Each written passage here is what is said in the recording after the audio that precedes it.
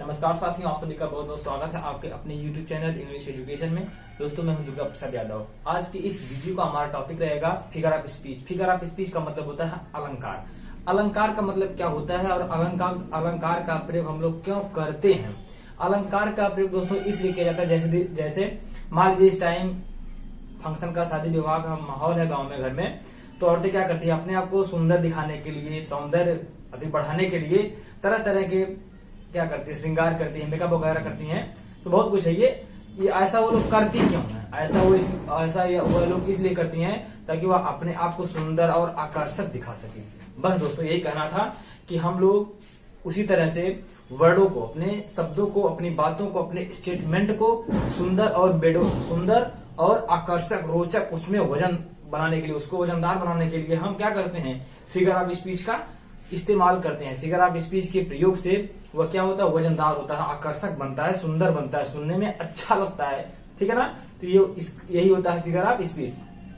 और आपसे अगर कहें तो हम किसी भी बात को प्लेन वे में भी कह सकते हैं, जैसे मतलब सिंपल तरीके से, जैसे तुम बहुत सुंदर हो, या क्या है, इसमें कोई भी फिगरेटिव नहीं है, इसमें कोई भी फिगर ऑफ स्पीच यूज नहीं किया गया है, ये सिंपल वे में है। लेकिन अगर हम इसी को इस तरह से कहें कि तुम्हारा चेहरा चांद की तरह सुंदर है, चांद की तरह चमक रहा है, तो इसमें क्या है, तुम्हारे चेहरे की जो तुलना है, सुंदरता है, उसकी तुलना क्या हुई, उसकी तुलना की गई है चांद से, चांद की चमक से। तो यही है फिगरेटिव, यही है फिगर ऑफ स्पीच। तो आइए हम लोग अपने फिगर ऑफ स्पीच की इस वीडियो को शुरू करते हैं। और उसमें पहला टॉपिक हमारा होगा सिमिली का मतलब क्या होता है, उपमा अलंकार। उपमा अलंकार को आइए पहले हम लोग परिभाषा उसकी देखते हैं। तो आपके सामने जैसा लिखा है, a simile is a figure of speech. A simile is a figure of speech that makes a comparison between two different object. देखिए दोस्तों, यहाँ पर इसकी डिफरेंस पर आप पहले पूरा कमांड बना के ध्यान दीजिए। A simile is a figure of speech. एक जो सिमिली है वो ऐसा फिगर ऑफ स्पीच होता है, मतलब उपमा अलंकार एक ऐसा अलंकार होता है दैट जो कि मेक्स अ कंपैरिजन, जो कि तुलना तो करता है, बिटवीन टू डिफरेंट ऑब्जेक्ट, मतलब दो अलग अलग भिन्न भिन्न वस्तुओं में तुलना की जाती है। भिन्न भिन्न का मतलब क्या, आइए उसको यहाँ पे समझते हैं पहले। जैसे दो भिन्न भिन्न वस्तुओं में, मतलब जो ऑब्जेक्ट होंगे वहां पर दोनों भिन्न होंगे, दोनों एक ही काइंड के ना हो। जैसे अगर एक आदमी है तो जिससे तुलना हो रही वो भी आदमी ना हो। जैसे तुम्हारा मुखड़ा चांद जैसा सुंदर है, तो आदमी जो है, आदमी का मुंह है, आदमी का मुखड़ा है, चेहरा है, तो आदमी हो गया। और चांद क्या है, एक जो है वो स्पेस का नक्षत्र है, वो क्या स्पेस में जो रहने वाला है वो ग्रह है। तो दोनों अलग अलग हो गए। जैसे आदमी की तुलना आदमी से ना हो, वस्तु की तुलना वस्तु से ना हो। ठीक है ना। जैसे वो प्लेनेट था, वो चंद्रमा एक ग्रह था, लेकिन आदमी था, वो दोनों अलग अलग थे। दोस्तों कहने का मतलब यही है, वस्तु की तुलना वस्तु से ना हो, आदमी की तुलना आदमी से ना हो, दोनों अलग अलग होने चाहिए। तो वही उसी का मतलब है डिफरेंट ऑब्जेक्ट्स। चलिए यहाँ पे ये हो गया, दोनों भिन्न भिन्न वस्तुओं में होना चाहिए। और यहाँ पे मिल गया कंपेरिजन वर्ड। कंपेरिजन का जो वर्ड होगा, मतलब जिससे हम तुलना को बताएंगे, वह होगा आपका एज, सो और लाइक। इन तीनों में से कोई भी एक आएगा सेंटेंस में। जैसे एज आया तो क्या होगा, वो वहां पे जो फिगर ऑफ स्पीच होगी वो क्या होगी, सिमिली होगी। सो आएगा सेंटेंस में तब भी सिमिली होगा, और लाइक आएगा तब भी आपका होगा सिमिली। लेकिन दोस्तों कभी कभी ऐसा भी होता है जहां पर लाइक, सो और एज तो आपको देखने को मिलेगा, लेकिन वह सिमिली नहीं होता है, वह ऐसी कंडीशन होती है। पहले उसको देख लेते हैं। देखिए, जब यहाँ पर लिखा है बिटवीन टू डिफरेंट ऑब्जेक्ट्स, मतलब दो भिन्न भिन्न वस्तुओं में या व्यक्तियों में तुलना, वस्तुओं में मतलब दो भिन्न भिन्न ऑब्जेक्ट में तुलना होगी। ठीक है ना। जो ऑब्जेक्ट होंगे वो भिन्न होंगे, लेकिन अगर दोनों एक ही जाति के आ गए, अगर वस्तु की तुलना वस्तु से हो गई, आदमी की तुलना आदमी से हो गई, तो वहां पे क्या होगा, वहां पर सिमिली नहीं होगा, वहां पर कोई भी फिगर ऑफ स्पीच तब नहीं रहेगा। वहां पे वैसे लोग मानते हैं कि वो मेटाफोर होता है, मेटाफर में जाता है, लेकिन वह कंपैरिजन में आता है। ठीक है ना। अभी उसका भी एग्जांपल हम आपको देंगे। तो आइए हम लोग कुछ एग्जांपल को देखते हैं। पहला एग्जांपल हमारा है, he is as soft as cucumber. Cucumber का मतलब ककड़ी होता है। वो he is as soft as, वह उतना सॉफ्ट है, वह उतना क्या है, सॉफ्ट है, उतना वो मुलायम है, जितना कि ककम्बर मतलब ककड़ी है। तो वह ककड़ी के समान क्या है, सॉफ्ट है। कितना सॉफ्ट है, ककड़ी की तरह। तो ही जो है ह्यूमन बीइंग हो गया कोई, ठीक है ना, ये कोई मानव हो गया, और ये क्या है, ककड़ी है। ये दो ऑब्जेक्ट हैं, और दोनों ऑब्जेक्ट कैसे हैं, डिफरेंट काइंड के हैं। ये ना तो आदमी है और ये ना तो ककड़ी है, ठीक है ना। दोनों अलग अलग थे और दोनों के बीच में क्या थी, तुलना हुई थी, और दोनों में एक समान, एक जो गुण होगा वो समान होना चाहिए। दोनों में एक गुण समान हो, तो दोनों में एक गुण समान है। क्या समान है, ए भी सॉफ्ट है और ए भी सॉफ्ट है, दोनों में एक गुण समान है, ठीक है ना। क्या है वो, सॉफ्ट दोनों में है, तो वो गुण समान हो गया। और यहाँ पे हमको एज मिला, ठीक है ना। एज एक बार भी मिल सकता है, दो बार भी मिल सकता है, तो यहाँ पे हमें एज मिला, एज यहाँ पे हमें देखने को मिला है। तो इसका मतलब क्या है, ये सिमिली है, ठीक है दोस्तों। ये क्या आपका, ये सिमिली है। दोस्तों ये अगला एग्जाम्पल देखते हैं। His face is beautiful like the moon. His face, उसका चेहरा, इज ब्यूटीफुल, इज ब्यूटीफुल, सुंदर है, लाइक द मून, चंद्रमा के समान। उसका जो चेहरा है, उसका जो चेहरा है वो कैसा है, वो सुंदर है। कैसा सुंदर है, लाइक की तरह, कैसा, चंद्रमा की तरह। यहाँ पे हिज फेस अलग है और मून अलग है, दो अलग अलग डिफरेंट काइंड के ये ऑब्जेक्ट हैं, और दोनों में एक गुण समान है। क्या है वो, दोनों ब्यूटीफुल है, और इसको जोड़ा किससे गया है, लाइक से। तो इसका मतलब क्या है, ये हमारा क्या है, ये हमारा सिमिली है। तो ये भी हमारा हो गया सिमिली, ठीक है ना। चलिए अगला देखते हैं। She is as fresh as dew. She is as fresh as dew. दोस्तों ऐसा हम कर क्यों रहे हैं, इसको हम फेगोरेटिव कर रहे हैं, इसमें हम वजन डाल रहे हैं, इसको हम आकर्षक बना रहे हैं, सुंदर बना रहे हैं, इसीलिए हम इसको इस तरह से कह रहे हैं। तो हम ये भी तो कह सकते थे कि वह बहुत सुंदर है, वह बहुत सुंदर है। हम कह सकते थे कि वह बहुत सॉफ्ट है। क्या हमको जरूरत थी ककड़ी की वहां पे उपमा देने की उसको। सी इज फ्रेश एज ड्यू। वह उतनी ही ताजी है, उतनी ही ताजी जितनी की ओस होती है। तो हम कहते तो वह बहुत ताजी है, सिंपल सा रहता है, लेकिन हमें इसमें वजन डालना है, हमको इसे आकर्षक बनाना है। ओके, तो इसीलिए हम इसे इस तरह से घुमा के फिगरेटिव करते हैं। She is as fresh as dew. वह उतनी ही फ्रेश है जितना की ओस होती है। तो यहाँ पे सी अलग है और ड्यू अलग है, दोनों अलग अलग काइंड से डिफरेंट। यहाँ पर क्या है, ऑब्जेक्ट है और दोनों में एक गुण समान है, फ्रेश है, और जोड़ा गया है एज से, तो हमारा ये सिमिली है, क्लियर है। चलिए अगला देखते हैं। The night is dark as a black stone.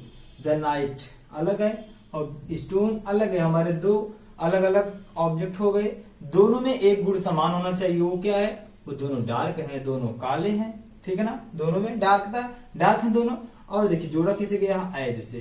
तो इसका मतलब है, क्लियर है कि हमारा ये सिमिली है। दो डिफरेंट काइंड के ऑब्जेक्ट हैं, दोनों में एक गुण समान है, डार्क है, और उसको एज से जोड़ा गया है, तो हमारे क्या है, सिमिली है। चलिए अगला एग्जांपल देखते हैं। He is as gentle as his brother. He is gentle, वह उतना ही सज्जन है जितना कि हिज ब्रदर, जितना कि उसका भाई सज्जन है। दोस्तों यह क्या है, आपको लग रहा होगा वह भी सज्जन है, यह भी सज्जन है, दोनों में एक गुण समान है ना, और इसको ऐसे जोड़ा गया, तो सिमिली है, कतई नहीं। याद करिए, अभी थोड़ी समय पहले हमने आपसे कहा था कि जब हम तुलना तो करेंगे लेकिन दोनों ऑब्जेक्ट डिफरेंट नहीं रहेंगे, एक ही रहेंगे, एक ही जात से बिलोंग करेंगे, मतलब यह भी ह्यूमन बीइंग है, यह भी ह्यूमन बीइंग है, तो क्या है ये, यहाँ पर ये सिमिली नहीं होगा। ध्यान दीजिएगा, देखिए इसीलिए हमने साथ में इसको लिखा था, एज आया है, एक गुण समान है, लेकिन दोनों आदमी है, दोनों ही मानव है। तो इसका मतलब क्या, यहाँ पे सिमिली नहीं होगा, यहाँ पे ये कंपेरिजन होगा। ये क्या होगा, कंपैरिजन होगा। यहाँ पर इसको हम सिमिली के अकॉर्डिंग नहीं रखते हैं, ये डिग्री है। ओके दोस्तों, तो ये था हमारा सिमिली का। अब हमें देखना है आगे मेटाफर। मेटाफर का मतलब होता है रूपक अलंकार। रूपक अलंकार का हम किस तरह से अध्ययन करेंगे, पहले उसकी डेफिनेशन देखते हैं। यहाँ पे लिखा है कि in metaphor the things compared are treated as one and the same. ठीक है ना, मतलब क्या कर रहा है, मतलब कहने का इसके यही है कि जो यहाँ पर कंपेयर के जो कंपेयर थिंग्स होती है, मतलब जो तुलना करने वाली वस्तुएं थी, सिमिली में जो तुलना करने वाली वस्तुएं होती हैं, उनकी हम तुलना नहीं करते हैं, बल्कि उन वस्तुओं को हम क्या करते हैं, वन का मतलब एक मान लेते हैं। जैसे तुलना हुई थी, रात क्या है, रात एक काले पत्थर की तरह है, रात एक काले पत्थर की तरह है, तो हम रात को काले पत्थर की तरह तुलना नहीं करेंगे, हम सीधे सीधे कहेंगे रात ही बहुत काली है, रात ही बहुत काली है। जैसे हमने वहां पे कहा था कि वह she is as soft as cucumber, मतलब वह ककड़ी के समान सॉफ्ट है। तो हम मेटाफर में सीधा सीधा कहेंगे कि वह बहुत सॉफ्ट है, वह बहुत सॉफ्ट है। हम ककड़ी फकड़ी का वहां नाम नहीं लेंगे, हम किसी की वहां पे कंपेयर नहीं करेंगे, हम सीधे सीधे। जैसे हमने कहा कि ऊंट जो होता है रेगिस्तान में जहाज के समान होता है, ऊंट रेगिस्तान में जहाज के समान होता है, ये तो सिमिली है। लेकिन हम उसको मेटाफर में किस तरह से कहेंगे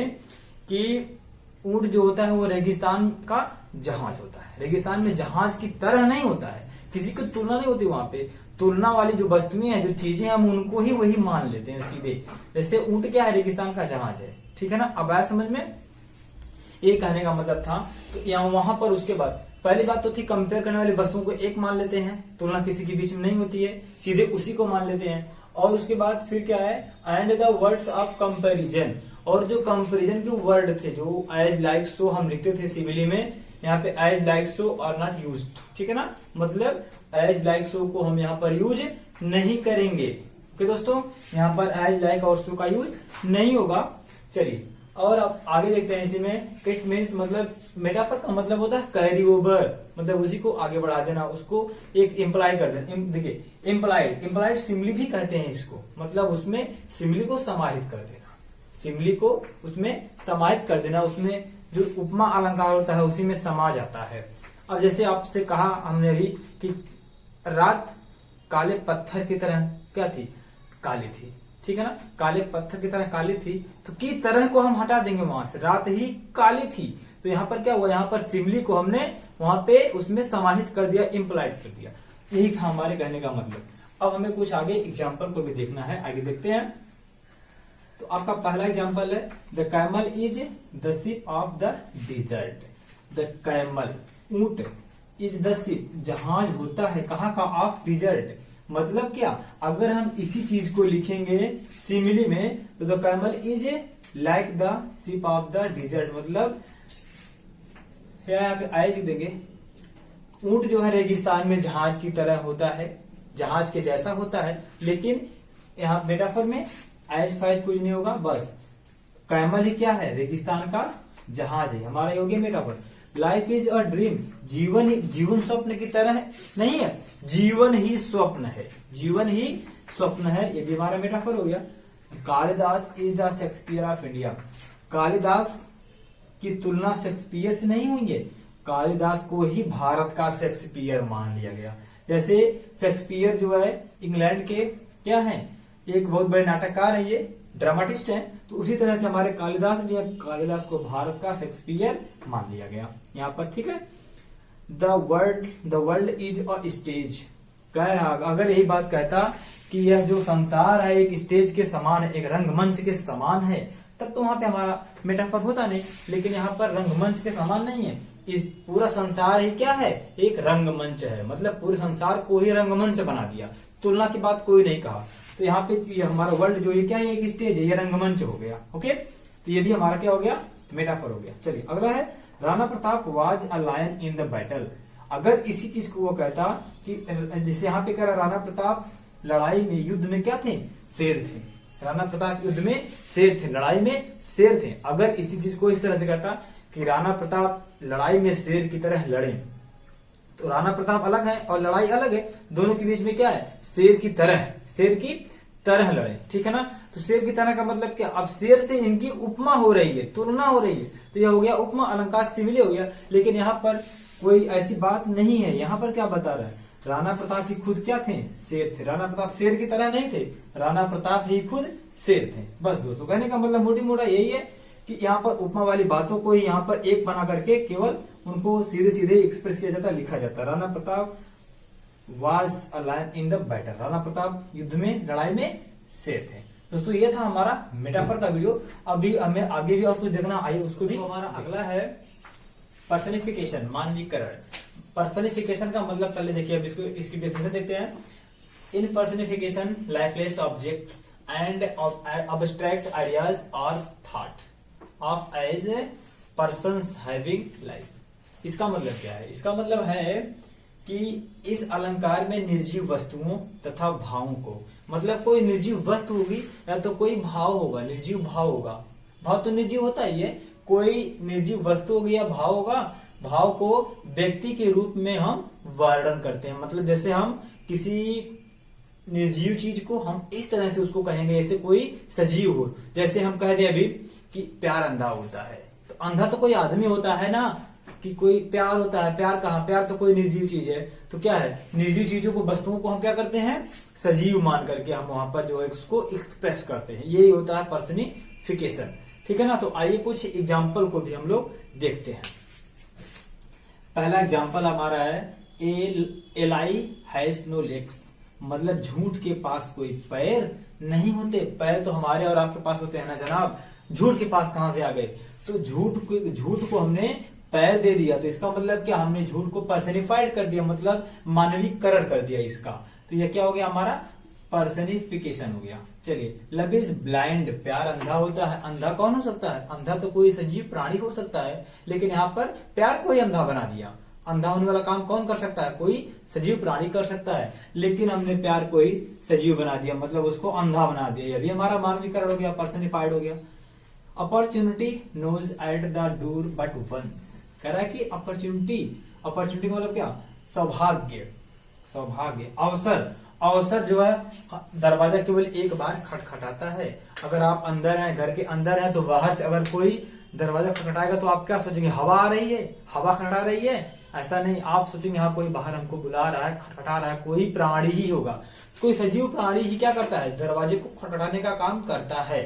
तो जब ऐसा होता है तो हम उसको क्या कहते हैं, पर्सनिफिकेशन। लेकिन यहाँ पर तो अवसर खटखटा रहा है, अवसर, अपॉर्चुनिटी, अवसर दरवाजे को खटखटा रहा है। इसका मतलब क्या, अवसर तो कोई लाइफलेस है, निर्जीव चीज है, और उसका प्रयोग किस तरह किया गया, सजीव की तरह किया गया, खटखटाने के रूप में उसका प्रयोग किया गया, सजीव के रूप में। ठीक है ना। तो ये भी हमारा हो गया पर्सनिफिकेशन। और है अगला example, anxiety is sitting on her face. Anxiety मान चिंता, चिंता बैठी है आकर के, कहाँ बैठी है, हर फेस, उसके चेहरे पर। अरे भाई, बैठने वाला काम तो हम और आप कर सकते हैं। कि अभी आप कहेंगे कि फैन बैठा है, तो फैन थोड़ी बैठेगा, चिंता बैठी है। चिंता कोई बैठने वाली चीज है, तो निर्जीव है, वो एक भाव है।